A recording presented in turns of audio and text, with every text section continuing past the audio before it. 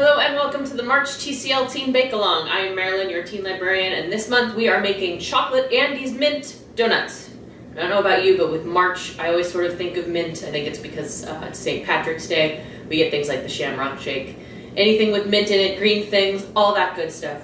And one of the best things to pair with mint is chocolate. And we're also going to be learning, conversely, how to make donuts without frying them. Obviously you can, but this is also a way to learn how to bake donuts so you don't always have to pull out the deep fryer if you want to try making your own donuts. So let's tie on our aprons and let's get started.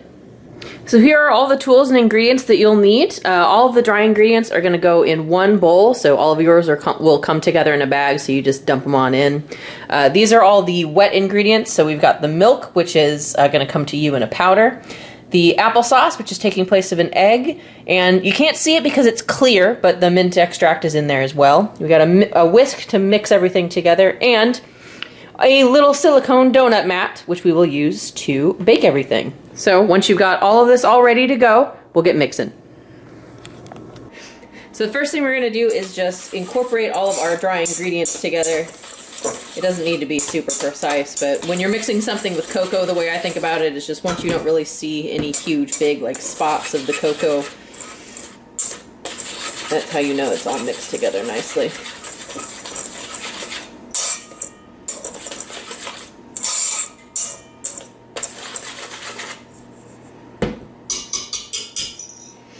Okay, once those are, then you're going to take all your wet ingredients, which you can pour into, I poured them into a mixing, like a glass measuring cup.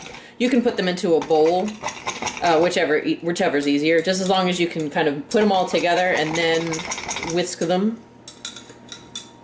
And I should say that I put in applesauce to take the place of eggs in case you don't have eggs, so you can just use it, everything straight out of the bag. But if you have eggs and you would like to use eggs instead, you can just use that in place of applesauce.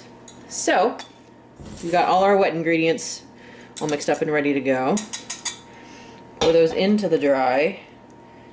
And I realize you forgot to grab a little spatula. There we go. So we want to get as much out of that as we can.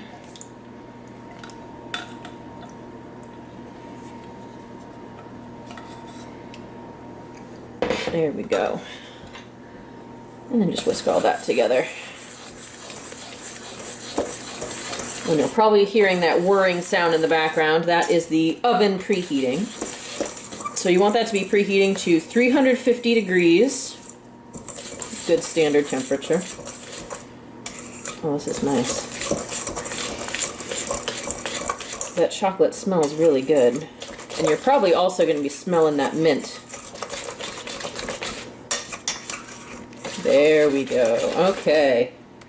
It's looking quite perfect, actually. I'm going to brush that off a little bit. Yeah. So these come together so easily. For me, donuts always sort of seemed like something complicated or something special, and they definitely can be. If you make like a yeasted donut that you have to fry, obviously that's a bit of a time commitment because you got to get the oil and then you have to yeast the dough and all that. But something as simple as like a cake donut that you can just bake, that doesn't take any time at all. Like, we're already ready. So once you've got that all mixed together, we're going to put that into our greased little donut pan. Because these are silicone, if you don't have cooking spray or anything like that, you don't have to worry as much because silicone is much less likely for things to stick. If it's metal, that's another story, but so for getting these in, you don't have to be precise. I'm just using the spatula. I'm just going to kind of, and there's our oven. You're right. Actually,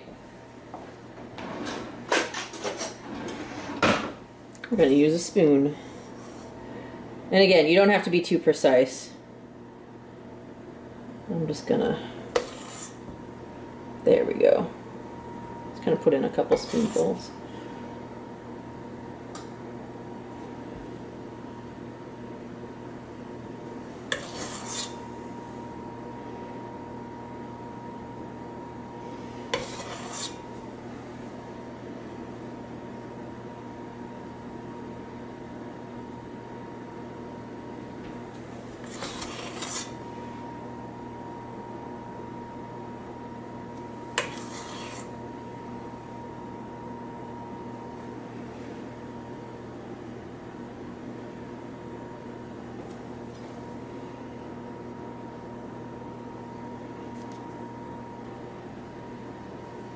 We're just going to kind of treat these like muffins. So you don't necessarily want to have the batter all the way to the top.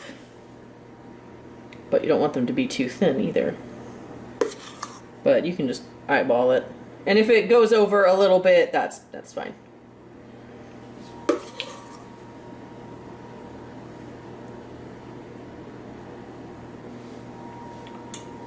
Perfect.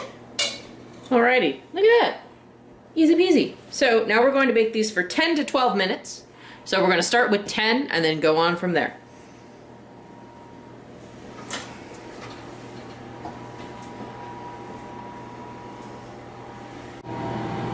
Alright, our oven timer just went off.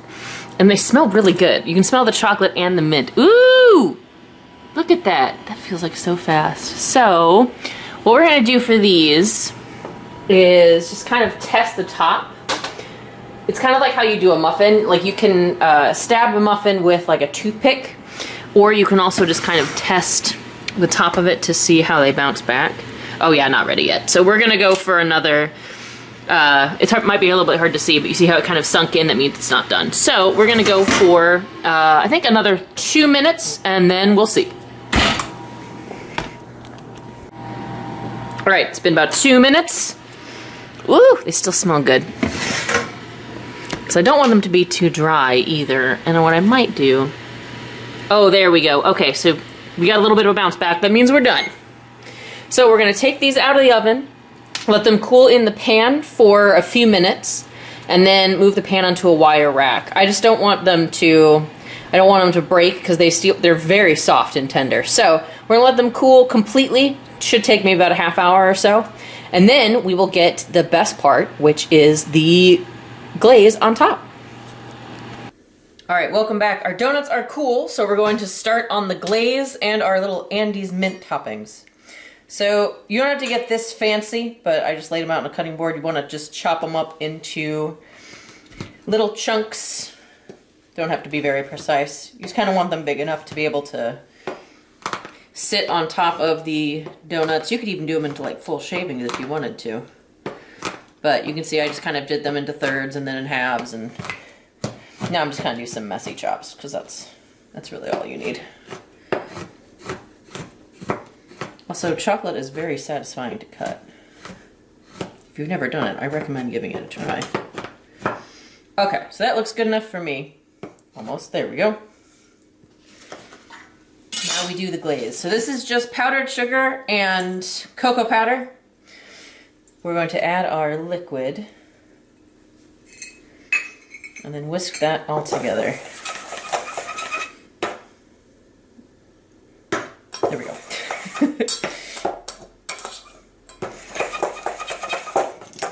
Okay, now it's gonna look a little weird at first. You can kind of, it might be a little hard to see, but you can kind of see how it looks sort of like just crumbs all together. That's just because of the cocoa powder. Cocoa powder behaves a little bit strange. But don't add any extra liquid yet. Wait until, there we go, it's starting to come together. There we go. If it does end up too thin, you can add more liquid. Just don't do it too soon, because yeah, there we go. Oh yeah, that's perfect. Yes. Okay. Yeah, so you can see when I whisk it, we can see the bottom of the bowl, and then we get a little bit of those drips. Excellent. Alright, so that's good to go. That's easy peasy. So now we do our dipping. Now you don't have to be too precise with this. I've worked in bakeries and made donuts before, so I have experience doing this. But we'll use the bottom. Let's see if I can get it on camera. And then kind of dip, pull it up and do a little twirl. There we go. And you're gonna get drips coming off. That's okay. If you want to do it over something, like I just have a cooling rack, but obviously it's still gonna drip. If you want to do it over something, like put down some wax paper or put it on like a cookie sheet or a tray of some kind, that's probably smarter, because then you have a little bit less to clean up, but I live on the edge. Oh, there we go. Okay, yeah, that's turning out very nice. Look at that, you get those good drips down the sides. That's a good consistency. And if it turns out too thin, like this is good, but if it turns out too thin when you make it and you want it to be a little bit thicker, just add a little bit more powdered sugar and whisk it in.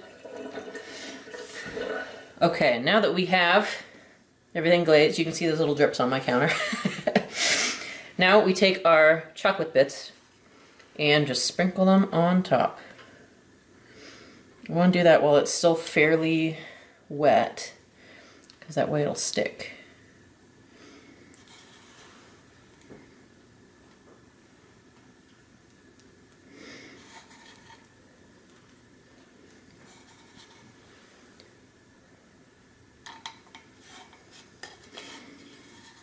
Oh yeah, that looks very nice.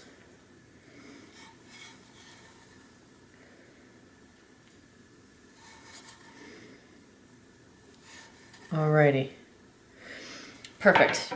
Now we'll let these sit. Let them sit for a fairly good long time just to make sure that glaze sets.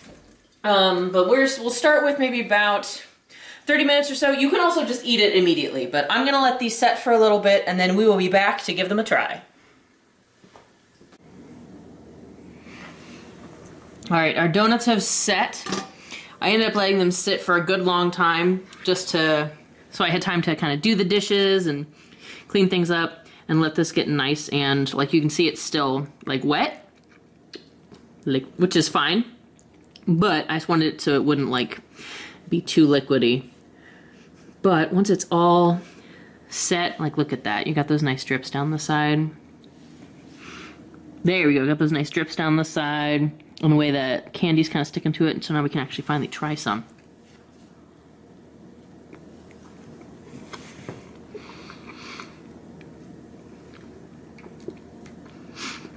Okay, that's really good. It's very chocolatey, it's very minty. Oh, that's so nice. Mmm.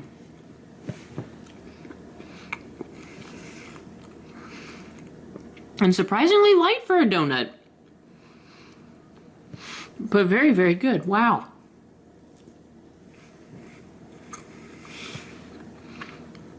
Mmm. Alright, I'm gonna wrap this up before I just finish this whole thing. So, I hope you enjoyed this month's Bakealong. I hope you can make these donuts for your friends, for your family. If you're doing anything for St. Patrick's Day, I'm sure these will make an excellent snack to gather and watch a parade or share some food, share some laughs, that whole thing. So, alright. I hope you enjoy, and we will see you in the next one.